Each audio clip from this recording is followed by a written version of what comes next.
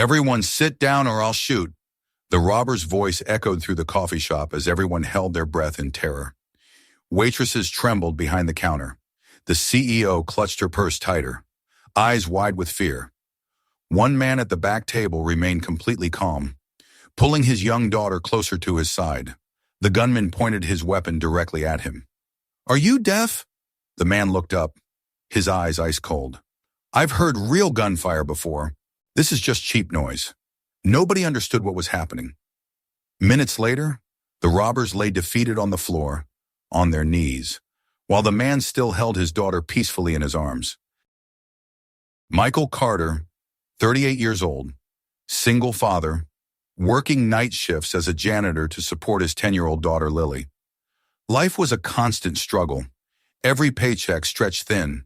Every month brought new challenges. But Lily never saw any of that, because she always drew pictures of her daddy as a superhero with a mop instead of a cape. One morning, like countless others, father and daughter walked into their favorite coffee shop.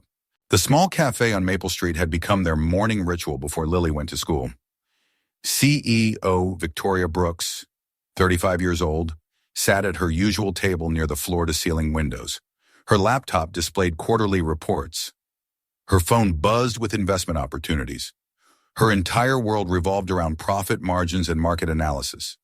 She was accustomed to coldness, to isolation, to seeing other people as either assets or obstacles.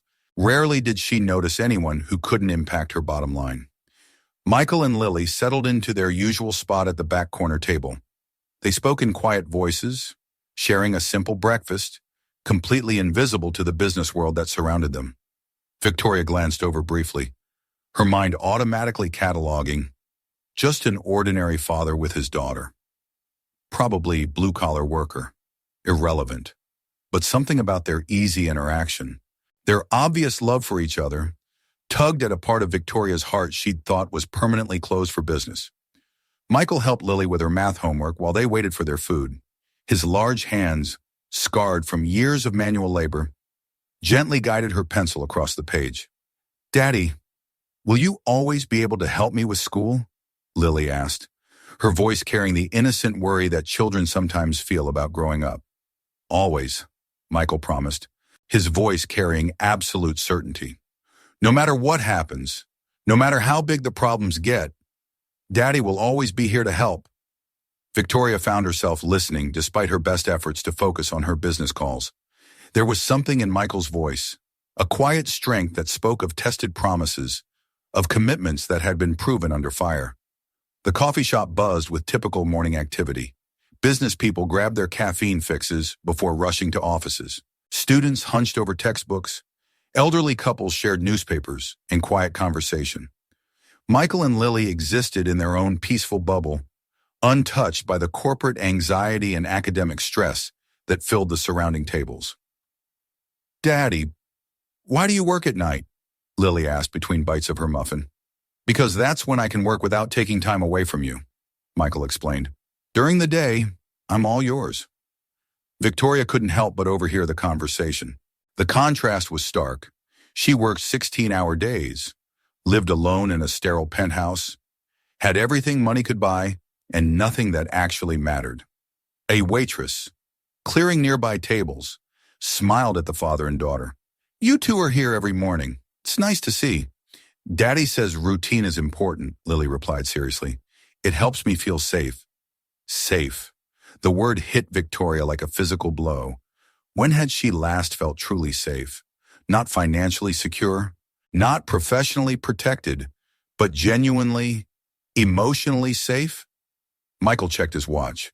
The kind of practical timepiece that blue-collar workers wore because it had to survive real work, not make fashion statements. "Time for school, Princess," he said gently. Lily gathered her backpack, her lunchbox, her sense of absolute security in her father's presence. Before heading to school, Lily hugged her father tight and whispered, "Daddy, you're the strongest person I know." Michael nodded softly. "As long as you believe that, I'll always stay strong." The morning crowd gradually filled the coffee shop. Victoria found herself distracted from her conference calls. occasionally glancing toward the corner table where Michael and Lily shared their quiet breakfast routine. The waitresses chatted as they worked, their conversation drifting across the dining area. "That man comes in every morning with his daughter," observed Sarah, the young barista. "Always orders the same thing. Always sits at the same table. He's a janitor at the office building next door," added Maria, the older waitress who'd worked there for years. "Drops his daughter at school, then goes home to sleep before his night shift." Victoria's expression shifted slightly. A janitor. Her assumption had been correct, but somehow that knowledge felt less satisfying than she'd expected. "Single father," Maria continued. "Wife died a few years back. Cancer, I think. He's raising that little girl all by himself."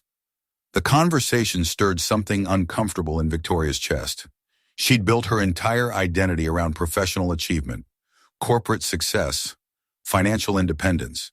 The idea of someone finding purpose in something as simple as raising a child seemed foreign. That evening, while Victoria sat alone in her corner office reviewing acquisition reports, she found her mind wandering to the quiet scene she'd witnessed that morning. Michael, meanwhile, was in his small apartment helping Lily with homework.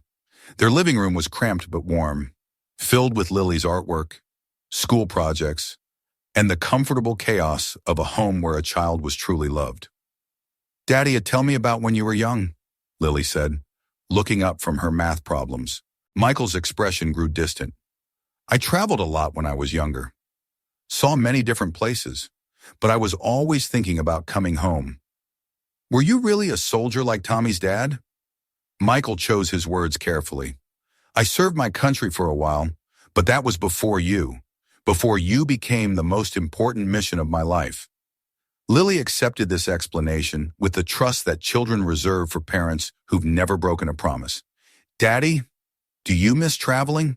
Do you miss the adventures?" Michael looked around their modest apartment, at the drawings covering the refrigerator, at the homework spread across their small dining table, at his daughter's face glowing with curiosity and love. "Every adventure I need is right here with you," he said simply. Victoria, 20 floors above the city in her penthouse office, worked until midnight reviewing contracts that would net her company millions in profit. But for the first time in years, the numbers felt hollow. She found herself thinking about Michael's calloused hands helping his daughter with homework, and about the way Lily looked at her father like he was the most important person in the world. When had anyone looked at Victoria that way?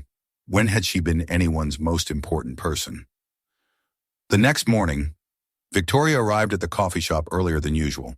She told herself it was because she had an important call with Tokyo, but deep down she knew she was hoping to observe that quiet father-daughter routine again. Michael and Lily appeared right on schedule, settling into their corner table with practiced ease. This time, Victoria noticed details she'd missed before. The way Michael automatically cut Lily's muffin into smaller pieces, how he listened to her chatter about school with complete attention, the patience in his voice when she struggled with a math problem. These weren't grand gestures. They were small, daily acts of love that required no audience, no recognition, no reward beyond a child's happiness. "Daddy, what makes people strong?" Lily asked during their breakfast. Michael considered the question seriously. "Different things make different people strong. Some people find strength in money, or power, or being better than other people." "What makes you strong?" "You do," Michael answered without hesitation.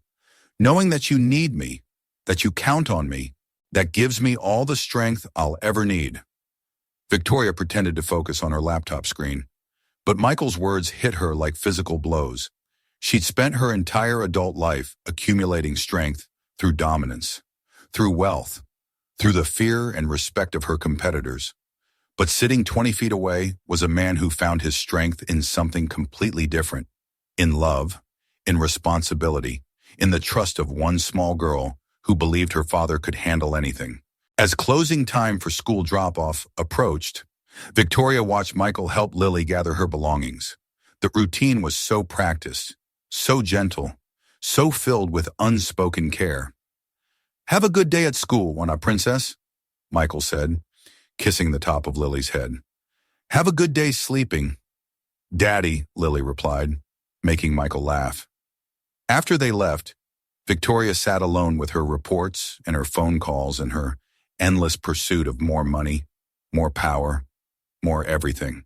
But for the first time, more felt like less. That night, after Lily was asleep, Michael sat on their small balcony, looking out over the city lights. He opened an old wooden box he kept hidden in his bedroom closet. Inside, wrapped in faded cloth, lay military medals and commendations from another life.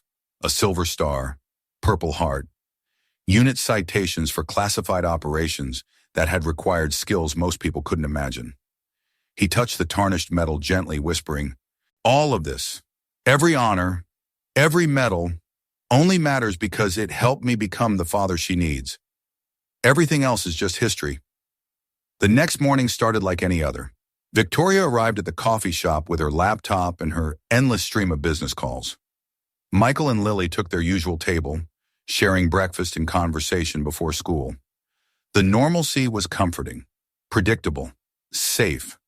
That illusion shattered at exactly 8:47 a.m. Four men in dark hoodies burst through the front entrance, moving with the coordination of people who'd planned this moment carefully.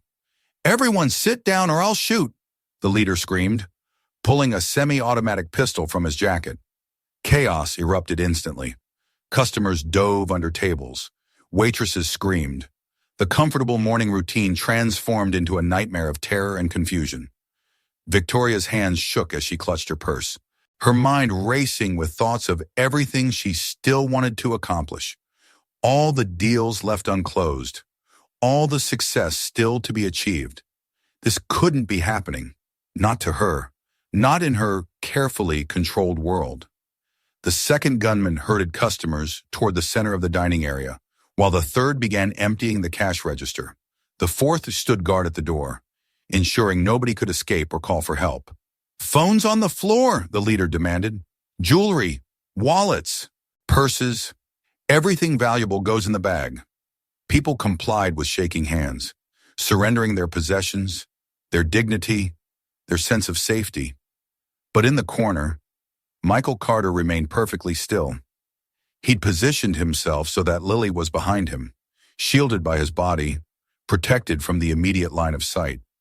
His posture was relaxed, almost casual, as if armed robbery was merely an inconvenience rather than a life-threatening emergency. The leader noticed Michael's lack of panic, his refusal to show fear. "You!" he shouted, pointing his weapon directly at Michael.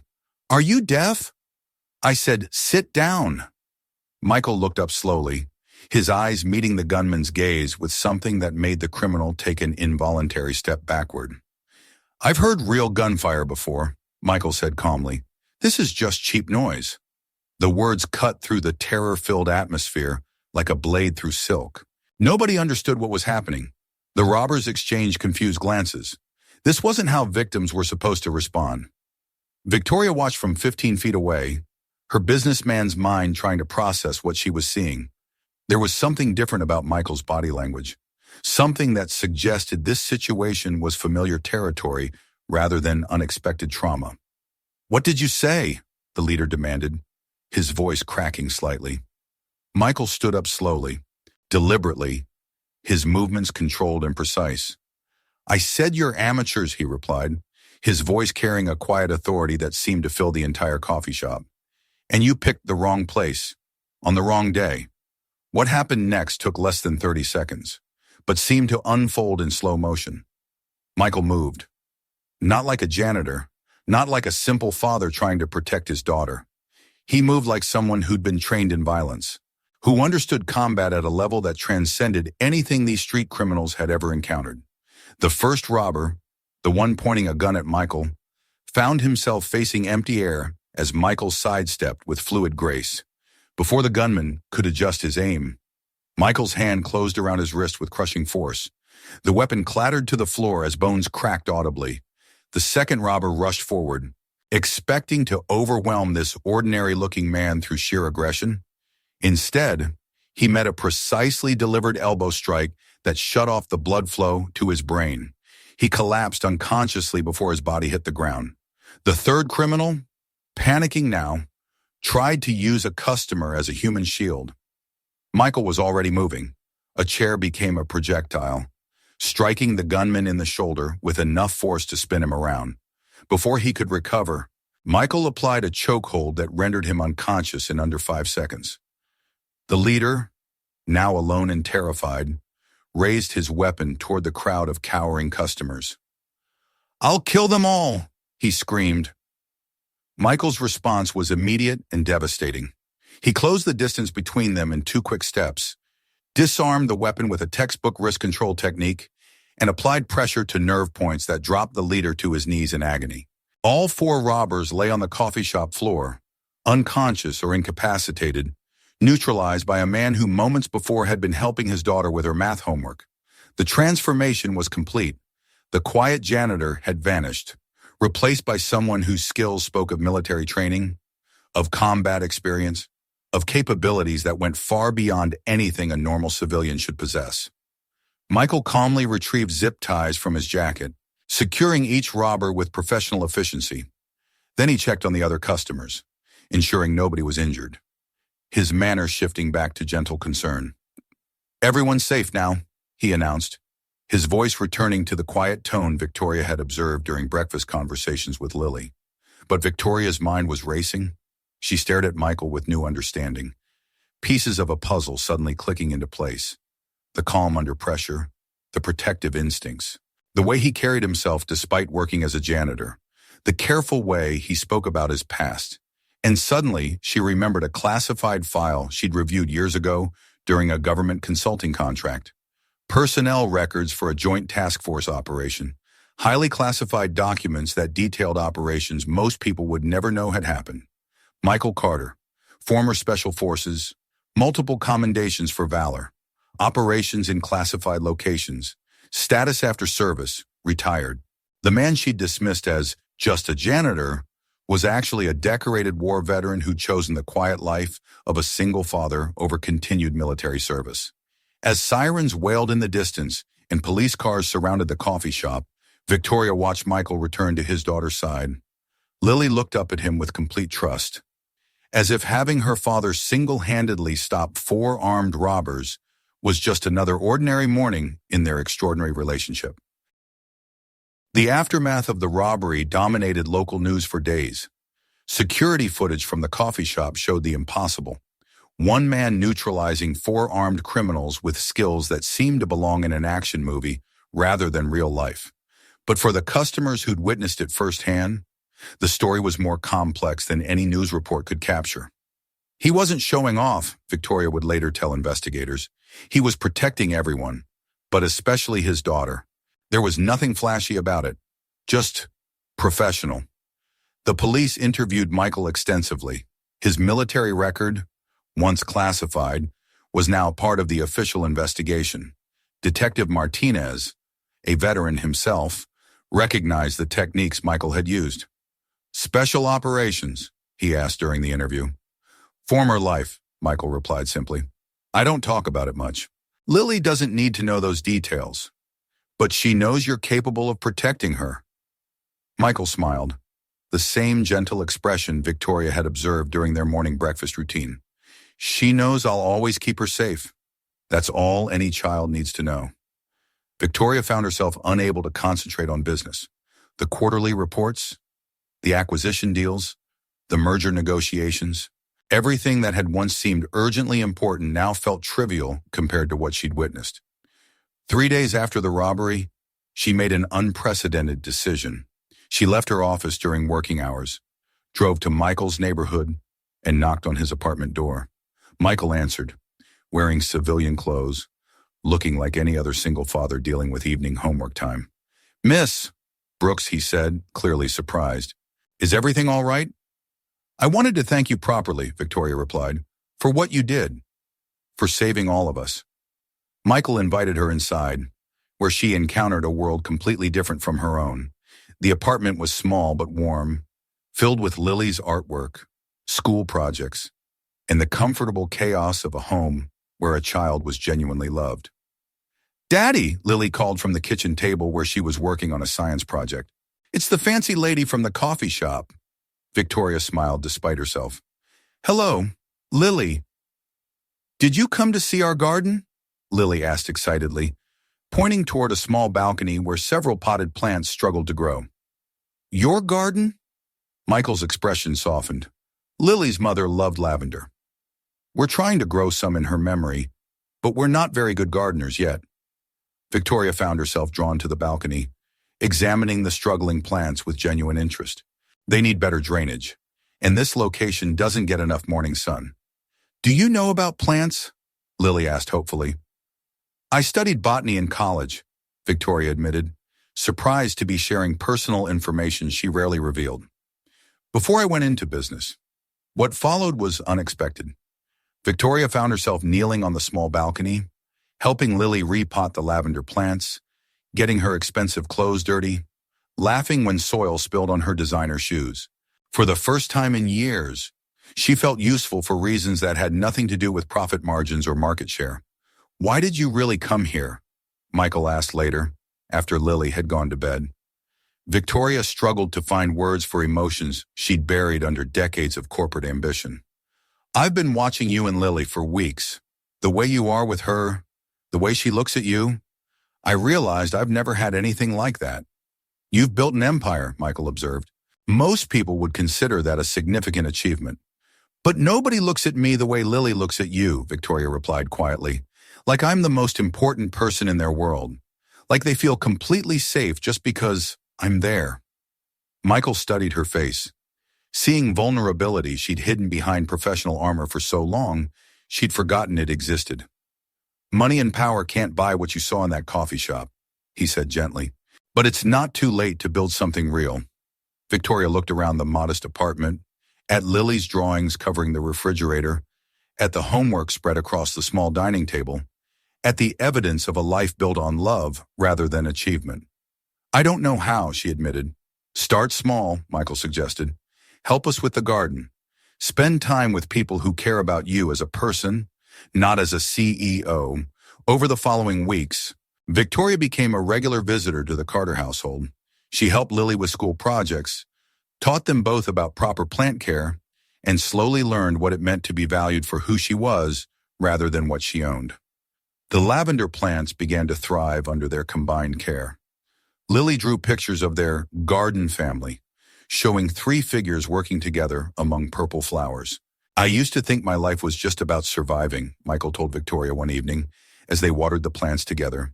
But watching these seeds grow, seeing Lily happy, having you here, I'm learning that broken things can bloom again. Victoria smiled, her hands dirty from honest work, her heart lighter than it had been in years. You've taught me something I never learned in business school, she replied softly, that the most valuable investments are the ones that can't be measured in dollars.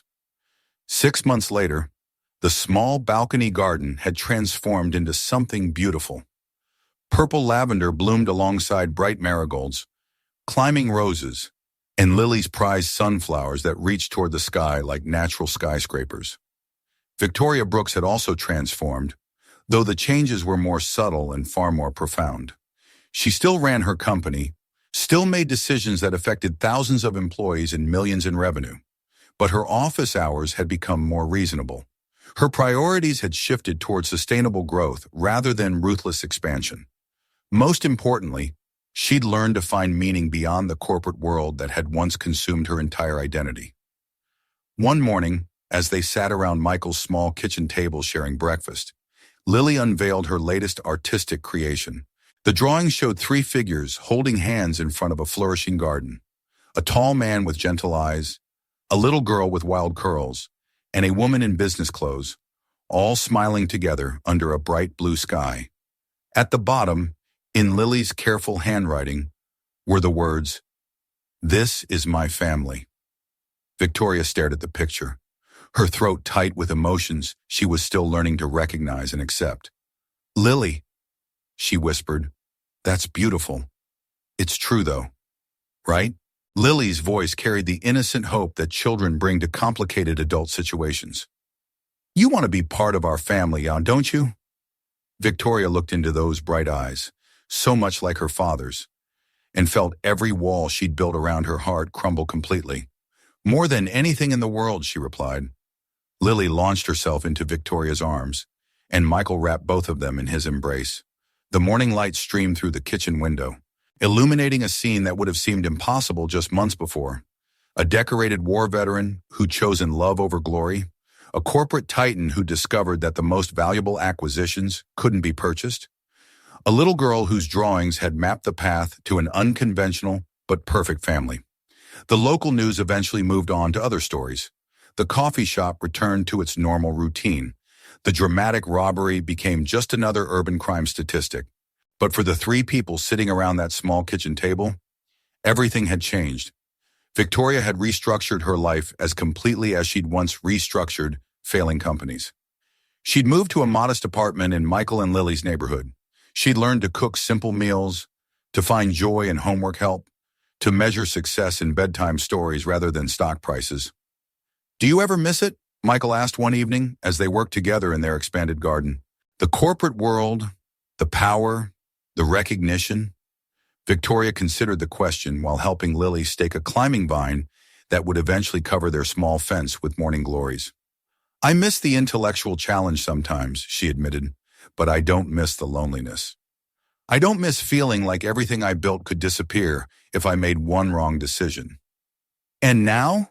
Victoria looked at their daughter, absorbed in explaining the life cycle of butterflies to her newly planted butterfly bush, and smiled. "Now I'm building something that can't be taken away by market crashes or corporate takeovers. I'm building a family." The sun set over their small garden, painting the sky in shades of gold and lavender. Three very different people who'd found each other in the most unlikely circumstances, proving that the most beautiful things often grow from the most unexpected soil. Their story wasn't a fairy tale. It was something better, something real. A single father who traded medals for bedtime stories. A corporate executive who discovered that love was the only currency that truly mattered. A little girl whose innocent drawings had shown two lonely adults how to become a family. "The robbery changed everything," Victoria would tell people years later. "Not because of the violence, but because it showed me what real strength looks like. And it taught me that the most important rescues happen not in dramatic moments, but in quiet daily choices to love and be loved." If you believe in stories that touch the heart like this one, leave a comment below, and don't forget to subscribe to Hidden Heart Stories. We tell the stories that shouldn't be forgotten. Stories written by real people, not mass-produced by AI.